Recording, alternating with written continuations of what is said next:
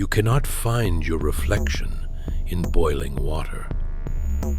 When the mind wages war against time, the image is distorted. Only in the stillness of acceptance does the water calm and the face of wisdom emerge. Lao Tzu. For years, she lived immersed in a carefully constructed narrative, believing piously that love was the gravitational center of her entire existence. She grew up indoctrinated by a social script that promised a fair reward. It was enough to be the exemplary wife, the dedicated mother, the good woman, and the world, in its supposed karmic justice, would repay her with eternal happiness. But time is a corrosive agent that respects no social contracts. The years passed, relentless. The mirror, which was once an ally, changed its answer. The husband's gaze, once charged with juvenile adoration, changed temperature. And it was in this silence, without prior warning, that something inside her emotional structure began to break. It wasn't a crash, but a silent fracture in the soul.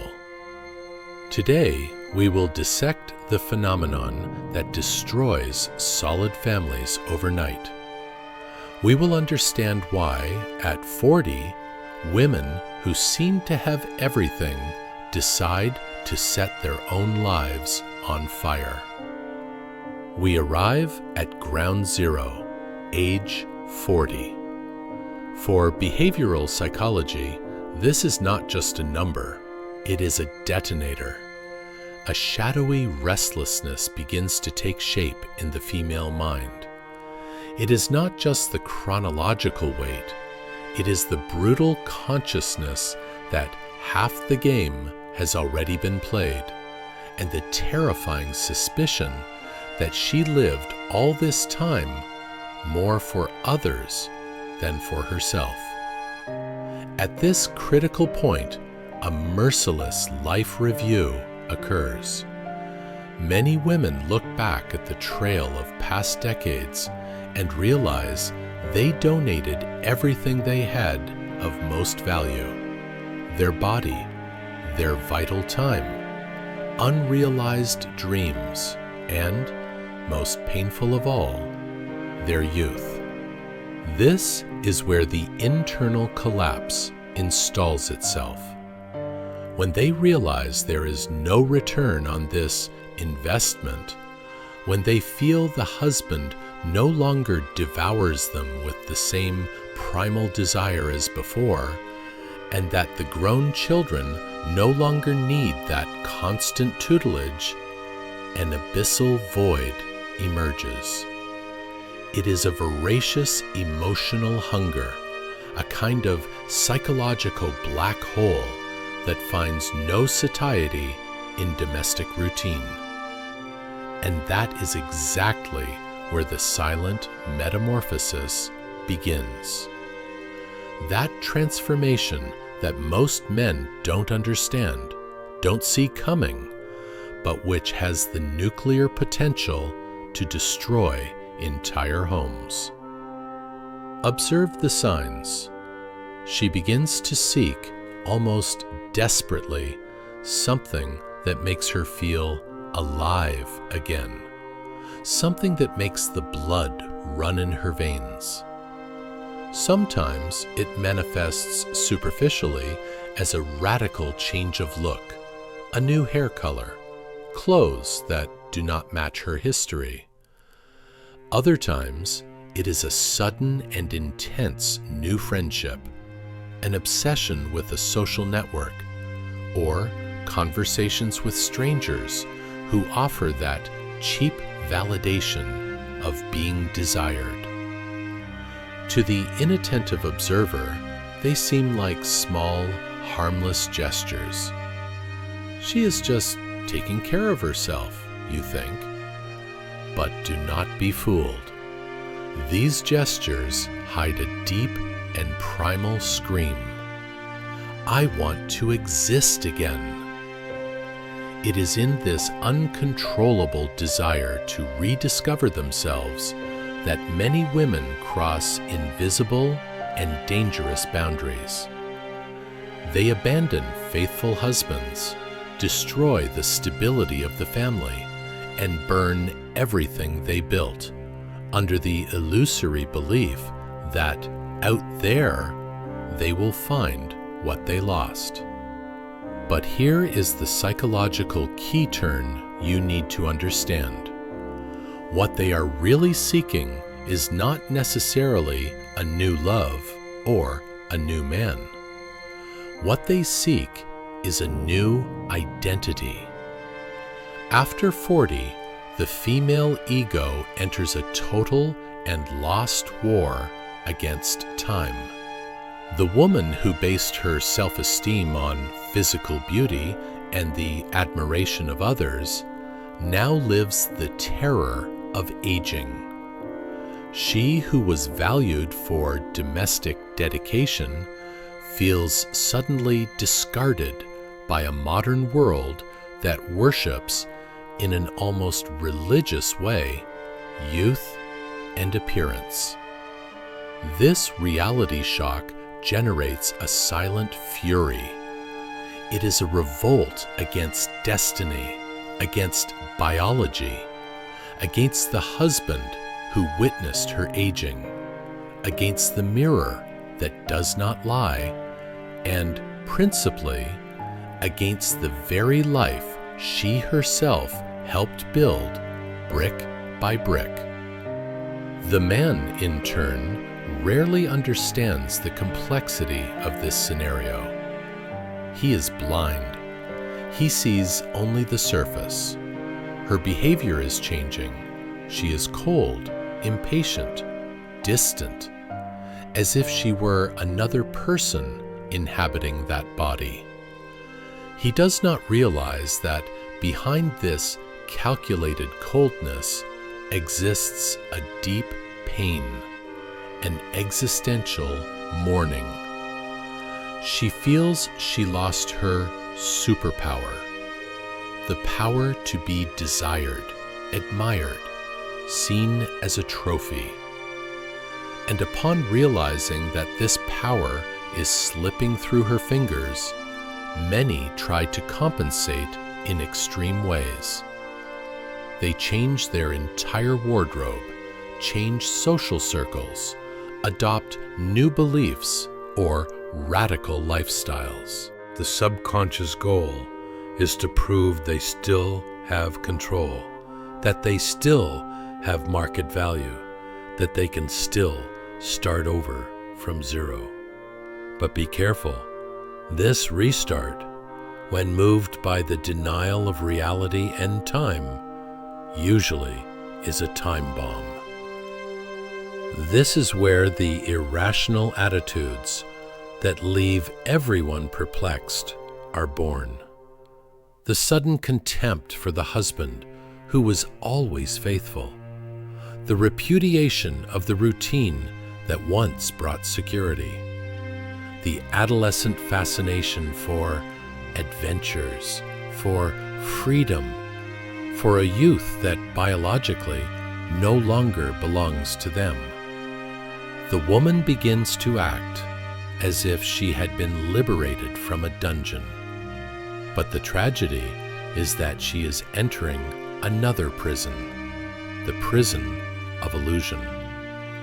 She believes with blind faith that by changing the external scenery, she will find internal peace.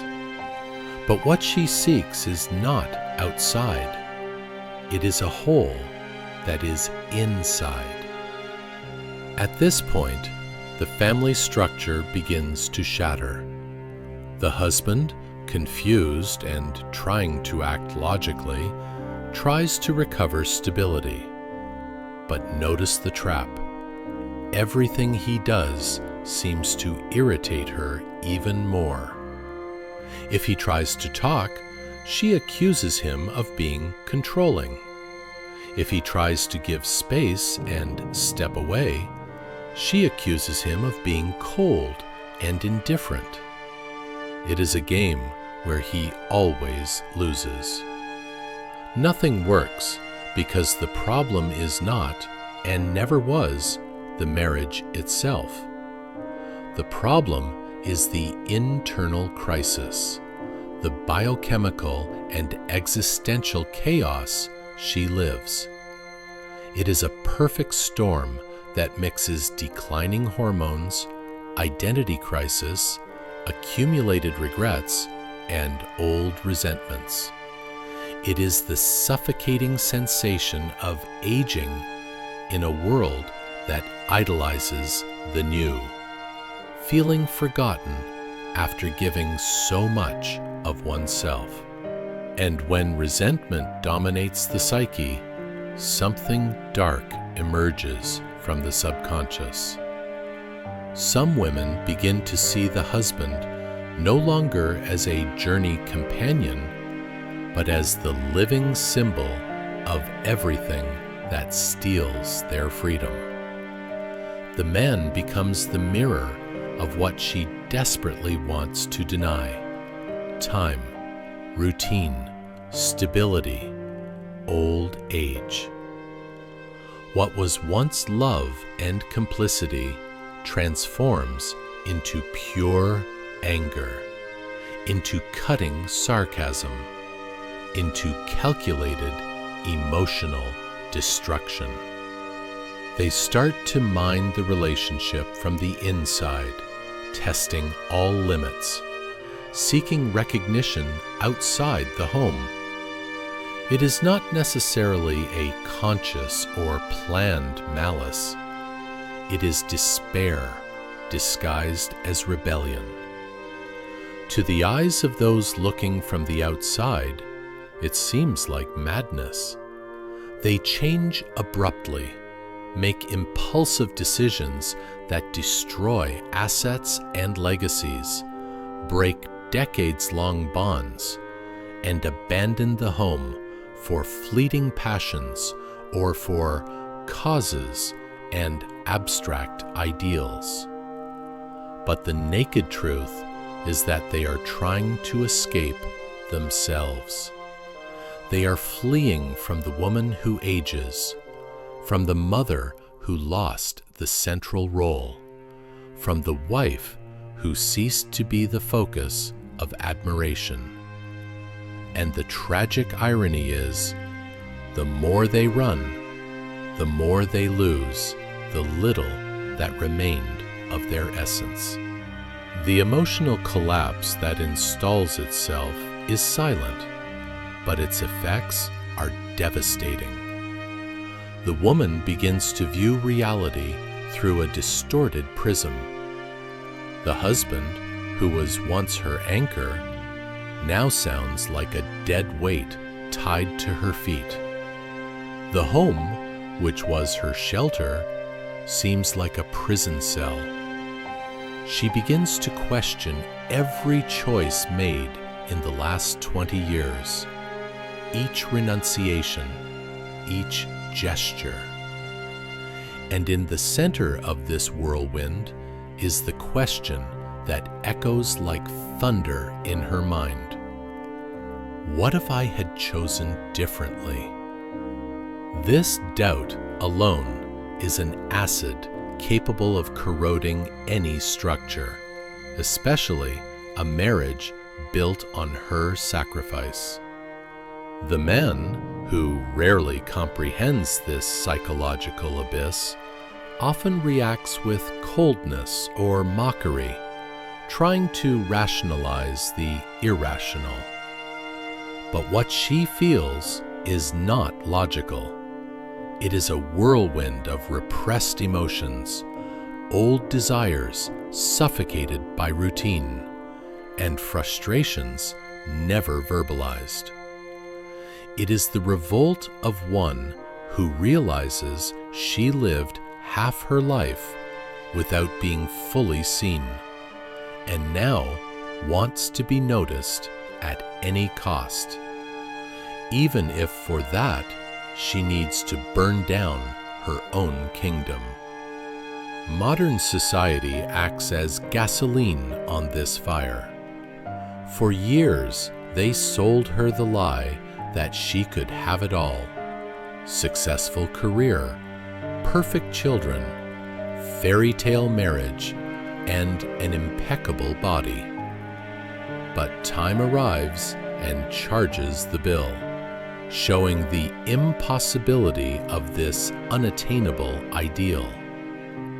The common woman, with her wrinkles, grown children, and a marriage worn by time, feels betrayed by a promise that was never fulfilled.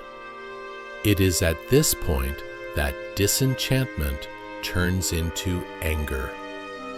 Anger at men, anger at lost youth, anger at other younger women who now occupy her place, and, deep down, anger at herself. This anger manifests in subtle ways, diminishing the husband in front of others, sabotaging the bond with the children, transforming small arguments into nuclear wars.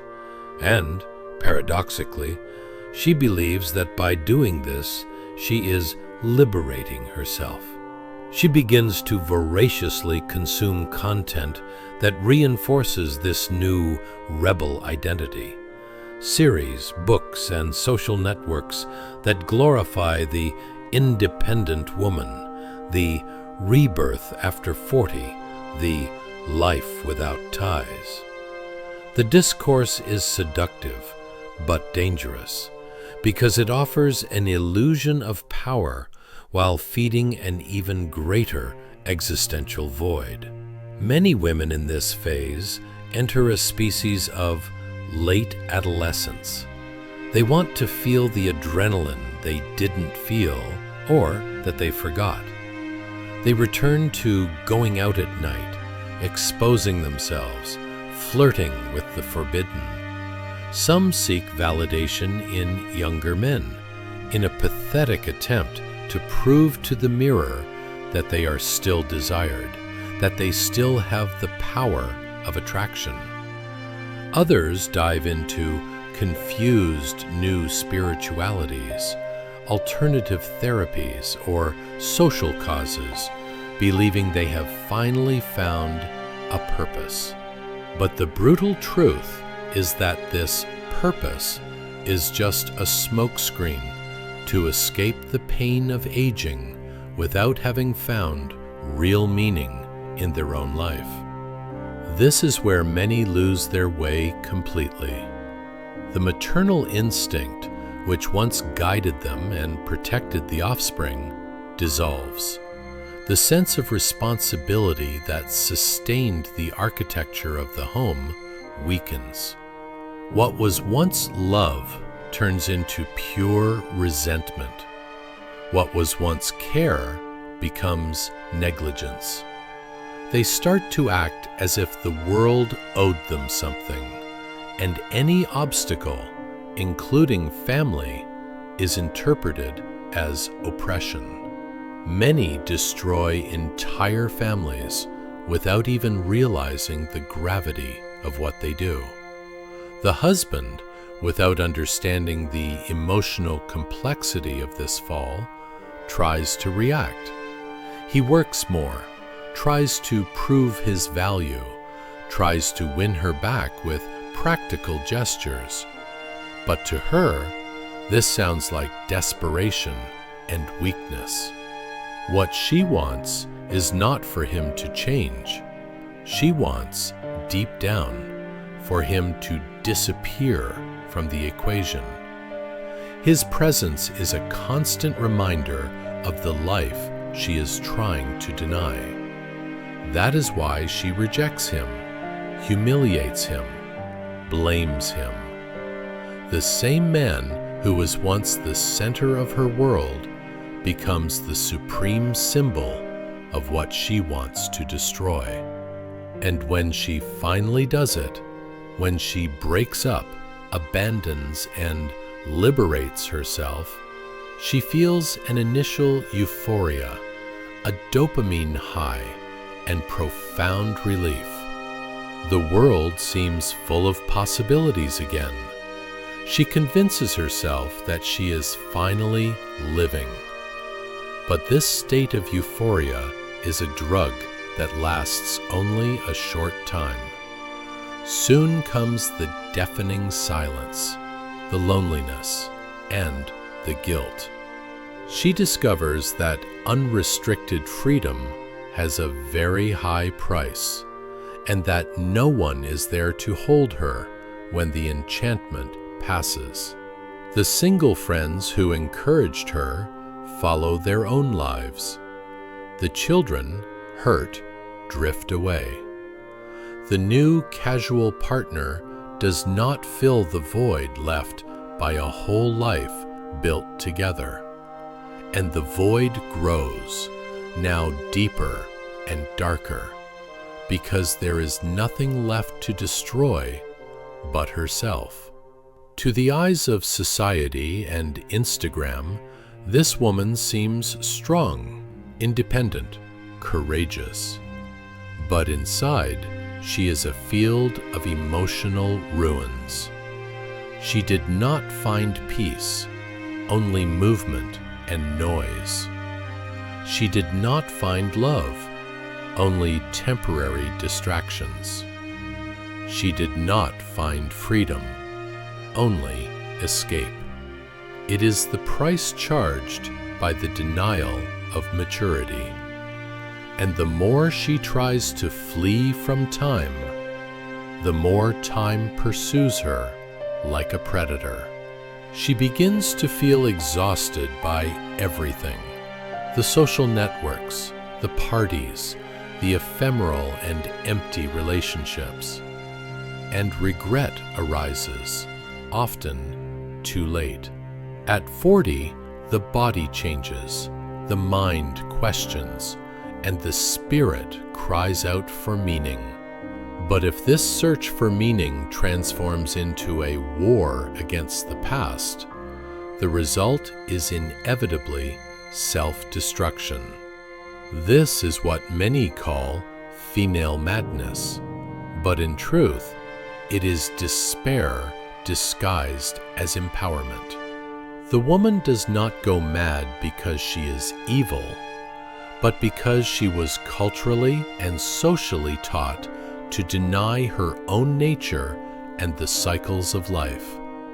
When the illusion breaks, the collapse is total. The crisis that manifests at this age is, in its essence, a spiritual crisis. After 40, the woman is not just dealing with hormones or wrinkles. She is facing the crushing weight of her own conscience. Everything that was repressed, everything she endured in silence for decades, comes to the surface with a force almost mystical and overwhelming.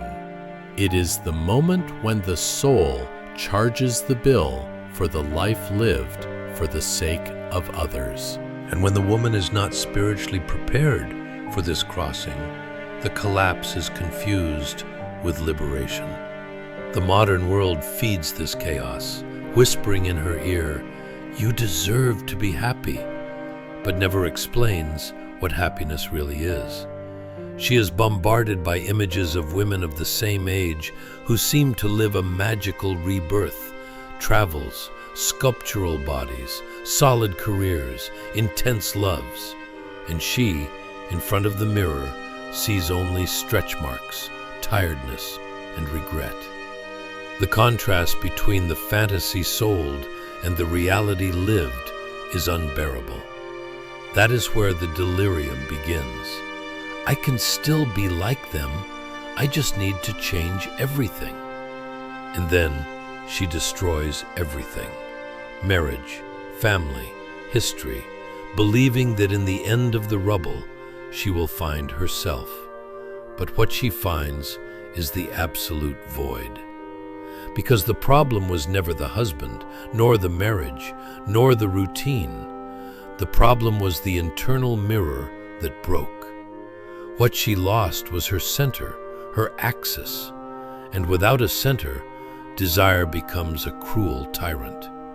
She starts wanting to feel what she no longer felt, to live what she didn't live, to taste what time took away. She begins to behave like an adolescent, with financial and emotional power, but without any spiritual wisdom.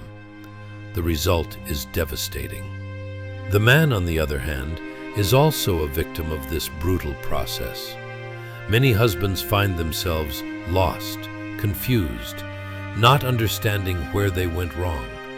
They try to rescue what no longer exists and end up being crushed by the coldness and indifference of the woman who once loved them. This role reversal is cruel. The man becomes the desperate romantic, trying to save the home, while she, guided by a new ideology of liberation, assumes the role of implacable destroyer. It is not just about breaking the marriage. It is about denying the masculine, rejecting everything he represents. Behind this, there is a deep, unresolved pain. The woman who revolts against the man, in truth, is revolting against her own vulnerability. She feels anger at the time she dedicated to loving, caring, serving, interpreting this now as weakness. And to compensate, she seeks power. But power without love does not bring peace. It brings violations, and loneliness is the modern hell of the mature woman. Surrounded by people, but emotionally isolated, trying to fill a hole that no external conquest can close. There is, however, an aspect even deeper and more terrifying: the fear of symbolic death. At 40, the woman begins to understand, viscerally, that she will not be young forever. This perception awakens a primal terror. The body, which was once her source of power and negotiation in the world, begins to decay. The male gaze on the streets is no longer the same. External validation diminishes. When the body ceases to be a trump card, the female ego enters into collapse. It is at this point that many enter a spiral of self-sabotage. They prefer to destroy what they have than accept the passage of time. Because accepting time is to die a little, and no one taught them to die with dignity. This symbolic death, if well understood, could be the rebirth of wisdom. But the modern world denies wisdom and glorifies only youth. Therefore, the woman who should become the mistress of life becomes a slave to appearance. Instead of embracing maturity, she tries to imitate it grotesquely. Instead of transmitting wisdom, she competes with the younger ones. The result is a caricature of herself, a woman who tries to look free but lives imprisoned by the mirror. There is also the inevitable question of regret. When the enchantment of the new life passes, she realizes she destroyed that which gave her structure and a base. She loses the respect of the children, the admiration of the husband, the trust of people. And pride often prevents her from turning back and admitting the error. So she begins to rewrite her own story to justify her disastrous choices. She tells herself and others that she was oppressed, that she needed to free herself, that the love ended. It is a defense mechanism to protect herself from unbearable guilt. But the soul knows the truth. The soul always knows when something was destroyed by vanity and not by real necessity. The man who survives this storm usually carries deep scars. Some become cold, suspicious, incapable of loving again, adopting a cynical posture towards life. Others dive obsessively into work, trying to fill the void that the broken home left. But some, with time and wisdom, understand that none of this was personal. They understand that she didn't hate him, she hated herself. He was just the mirror where she projected her own pain and frustration. This understanding is rare, but liberating. The true error of the man is believing he could have saved her, when in truth, she was fighting against her own destiny and her internal demons. At 40 years old, every woman finds herself before a definitive crossroads: mature or go mad. She who accepts the passage of time and reconciles with her own nature becomes powerful, serene, and wise. But she who fights against it, moved by fear, ego, and external validation, enters a spiral of self-destruction and, without realizing, drags everyone around her into the abyss.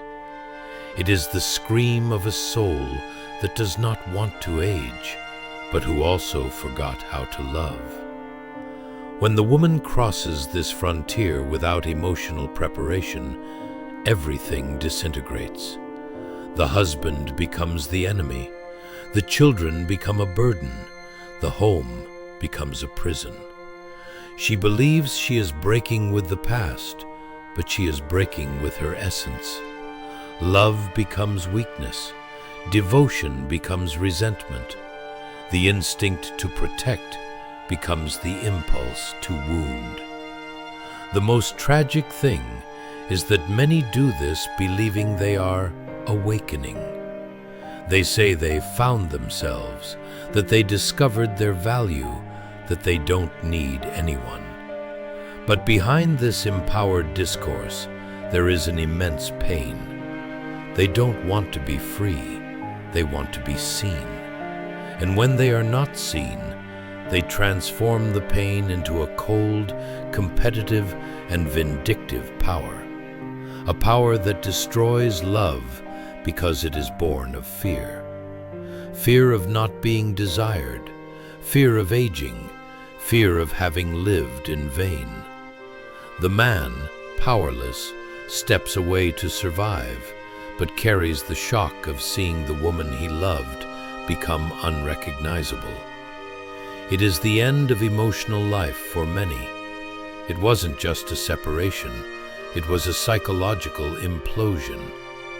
With time, some realize the error. When silence replaces the noise of the parties and the mirror shows the real tiredness, something breaks again. Some try to return, reconstruct, ask for forgiveness. But there is not always something to reconstruct. The sacred bond was broken, and the price of freedom becomes the cruelest loneliness, being surrounded by people but empty inside. However, there is the other path, the path of the woman who understands the meaning of this phase. She does not flee from the mirror, she faces it with serenity. She understands that physical youth goes away, but that a deeper beauty, the beauty of the soul, can be born. She accepts dying symbolically to be reborn spiritually. She understands that the body changes, but the spirit matures, that love transforms, but does not disappear, that time is not an enemy, it is a master.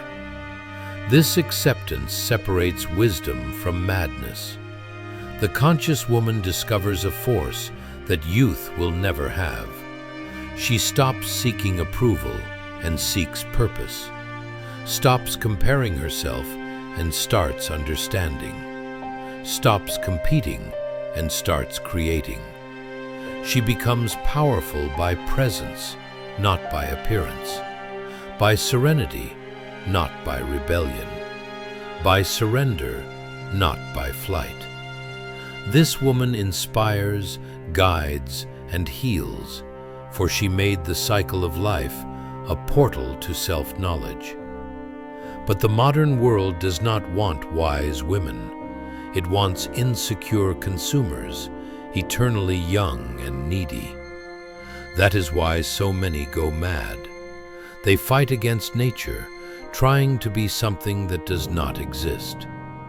The secret is not to deny time, but to make peace with it. Not to destroy the past, but to honor it. The woman who understands this renews the family, transforms the home into a temple, and the husband into an ally.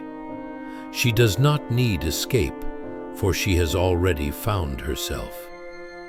At 40, life offers two doors, that of flight, which leads to madness and loneliness, and that of consciousness, which leads to peace and plenitude. The difference is in looking inside. Who seeks outside gets lost. Who seeks inside finds themselves. The true female awakening is not screaming against the world, but silencing the ego and listening to the heart. Because, in the end, what all seek is not youth or power, it is love. And true love does not be born of the approval of others, but of the recognition of oneself. When the woman returns to loving herself in a mature way, she heals everything around her. The home lights up, the husband finds peace, the children feel security, and she, finally, ceases to be the girl who fears time, to be the woman who learned to dance with it.